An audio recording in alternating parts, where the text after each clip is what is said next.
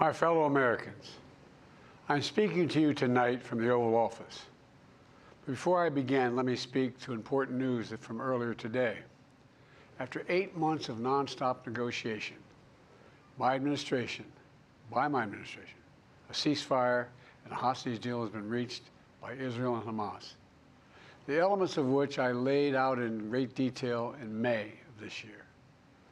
This plan was developed and negotiated by my team and will be largely implemented by the incoming administration. That's why I told my team to keep the incoming administration fully informed, because that's how it should be, working together as Americans. This will be my final address to you from the American people from the Oval Office, from this desk as president. And I've been thinking a lot about who we are and maybe more importantly, who we should be. Long ago in New York Harbor, an iron worker installed beam after beam, day after day. He was joined by steel workers, stonemasons, engineers. They built not just a single structure, but a beacon of freedom. The very idea of America was so big, we felt the entire world needed to see. The Statue of Liberty, a gift from France after our Civil War. Like the very idea of America, it was built not by one person, but by many people, from every background and from around the world.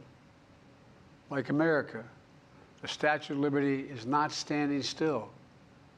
Her foot literally steps forward atop a broken chain of human bondage. She's on the march, and she literally moves.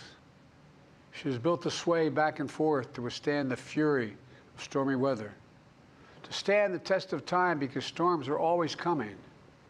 She sways a few inches, but she never falls into the current below. An engineering marvel. The Statue of Liberty is also an enduring symbol of the soul of our nation, a soul shaped by forces that bring us together and by forces that pull us apart. And yet, through good times and tough times, we've withstood it all.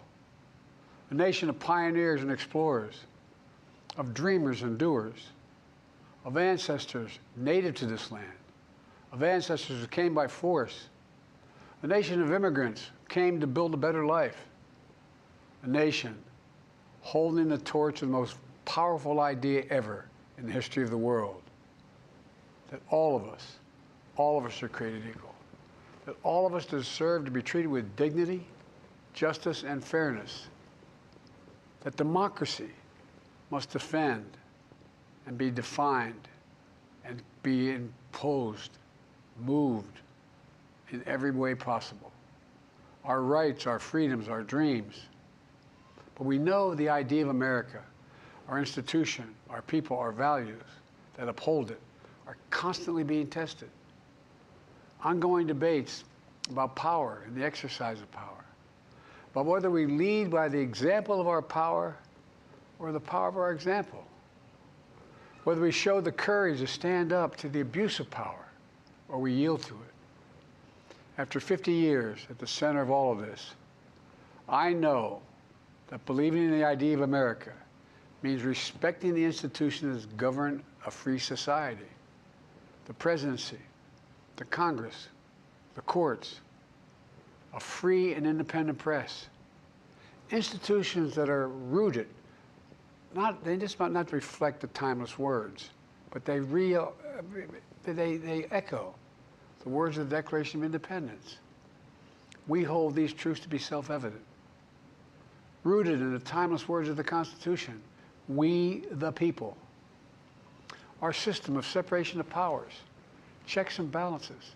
It may not be perfect, but it's maintained our democracy for nearly 250 years, longer than any other nation in history that's ever tried such a bold experiment.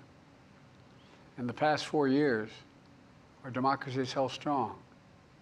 And every day I've kept my commitment to be president for all Americans through one of the toughest periods in our nation's history. I've had a great partner in Vice President Kamala Harris. It's been the honor of my life to see the resilience of essential workers getting us through a once-in-a-century pandemic, the heroism of service members and first responders keeping us safe, the determination of advocates standing up for our rights and our freedoms, instead of losing their jobs to an economic crisis that we inherited. Millions of Americans now have the dignity of work. Millions of entrepreneurs and companies creating new businesses and industries, hiring American workers, using American products. And together, we've launched a new era of American possibilities. One of the greatest modernizations of infrastructure in our entire history, from new roads, bridges, clean water, affordable high-speed internet for every American. We invented the semiconductor, smaller than the tip of my little finger, and now is bringing those chip factories and those jobs back to America where they belong, creating thousands of jobs. Finally, giving Medicare the power to negotiate lower prescription drug prices for millions of seniors. And finally, doing something to protect our children and our families by passing the most significant gun safety law in 30 years and bringing violent crime to a 50-year low, meeting our sacred obligation to over 1 million veterans so far who are exposed to toxic materials, and to their families, providing medical care and education benefits and more for their families. You know, it will take time to feel the full impact of all we've done together. But the seeds are planted, and they'll grow and they'll bloom for decades to come. At home, we've created nearly 17 million new jobs, more than any other single administration, a single term. More people have health care than ever before. And overseas, we've strengthened NATO. Ukraine is still free. And we've pulled ahead of our competition with China, and so much more. I'm so proud of how much we've accomplished together for the American people. And I wish the incoming administration success, because I want America to succeed. That's why I've held my duty to ensure a peaceful and orderly transition of power, to ensure we lead by the power of our example. I have no doubt that America is in a position to continue to succeed. That's why my farewell address tonight, I want to warn the country of some things that give me great concern. This is a dangerous and that's a dangerous concentration of power in the hands of a very few ultra-wealthy people. And the dangerous consequences if their abuse of power is left unchecked. Today, an oligarchy is taking shape in America of extreme wealth, power, and influence that literally threatens our entire democracy, our basic rights and freedoms, and a fair shot for everyone to get ahead. We see the consequences all across America, and we've seen it before, more than a century ago. But the American people stood up to the robber barons back then and busted the trusts. They didn't punish the wealthy, just made the wealthy play by the rules everybody else had to. Workers want rights to earn their fair share. You know, they were dealt into the deal, and it helped put us on a path to building the largest middle class, the most prosperous century any nation in the world has ever seen. And we've got to do that again. In the last 4 years, that is exactly what we've done. People should be able to make as much as they can, but play by the same rules, pay their fair share of taxes. So much is at stake. Right now, the existential threat of climate change has never been clearer. Just look across the country, from California to North Carolina. That's why I signed the most significant climate and clean energy law ever in the history of the world, and the rest of the world is trying to model it now. It's working, creating jobs and industries of the future. Now, we've proven we don't have to choose between protecting the environment and growing the economy. We're doing both. The powerful forces want to wield their unchecked influence to eliminate the steps we've taken to tackle the climate crisis, to serve their own interest for power and profit. We must not be bullied into sacrificing the future of our children and our grandchildren. We must keep pushing forward and push faster. There's no time to waste. It's also clear that American leadership in technology is an unparalleled source of innovation that can transform lives. We see the same dangers of the concentration of technology, power, and wealth. You know, his farewell address, President Eisenhower spoke of the dangers of the military-industrial complex. He warned us then about, and I quote, the potential for the disastrous rise of misplaced power, end of quote. 6 decades later, I'm equally concerned about the potential rise of a tech-industrial complex that could pose real dangers for our country as well.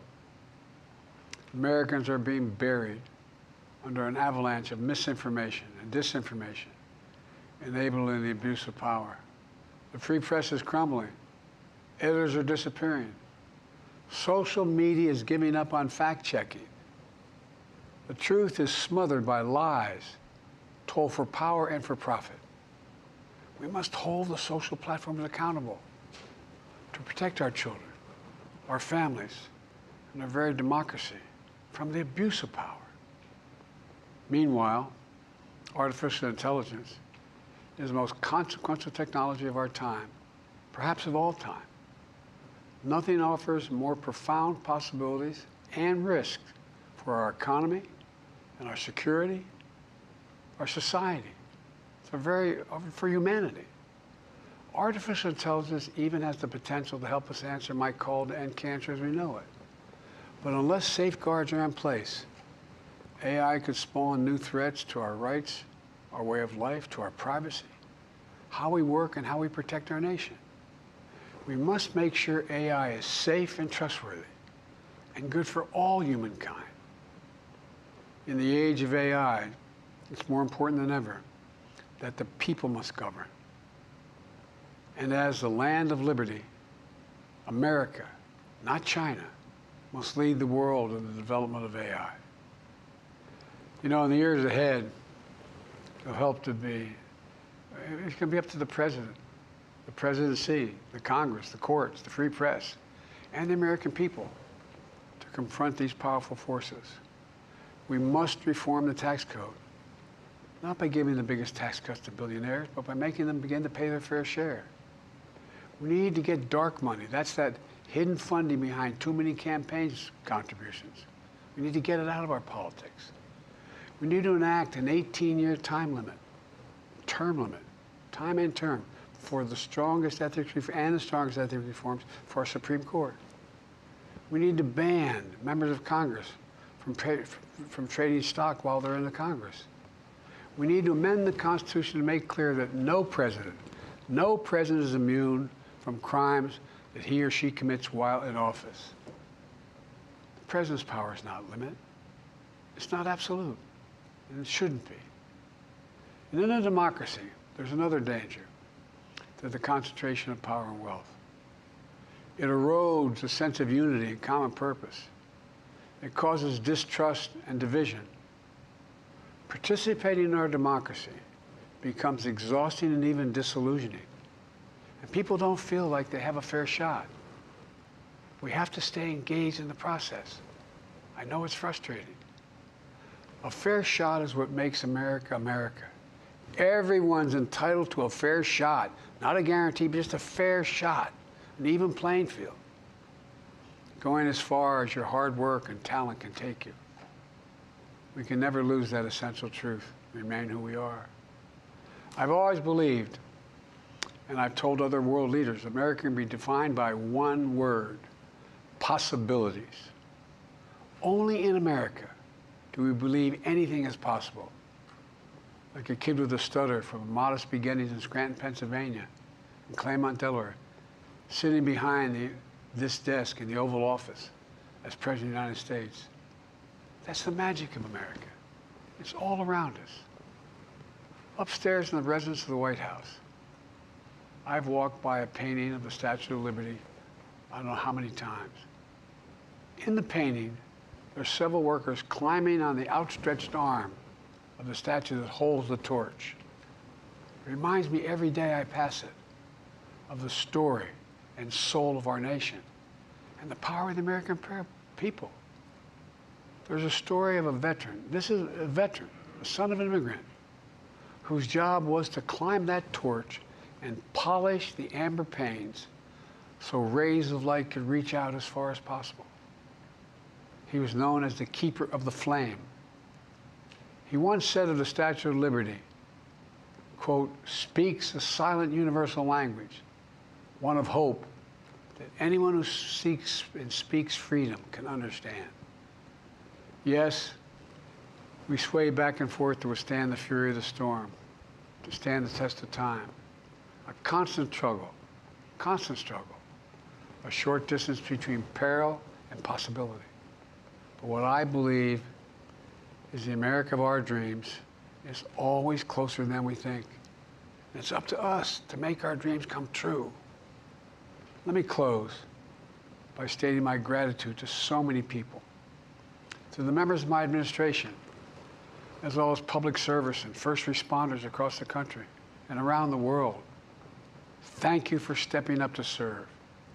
To our service members and your families, it's been the highest honor of my life to lead you as Commander-in-Chief.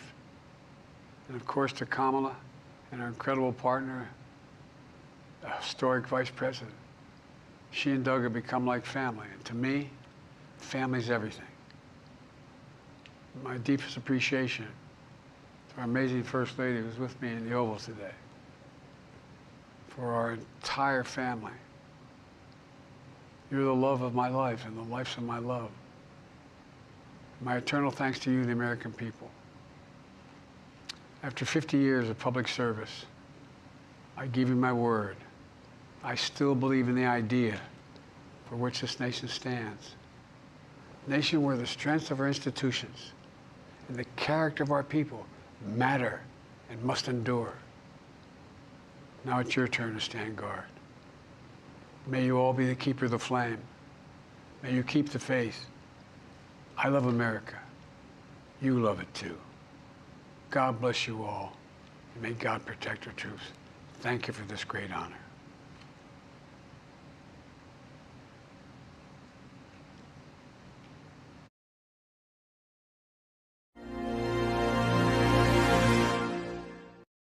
Freedom is indivisible, and when one man is enslaved, all are not free. For freedom is not the property of one generation. It's the obligation of this and every generation. It's our duty to protect it and expand it and pass it undiminished to those still unborn.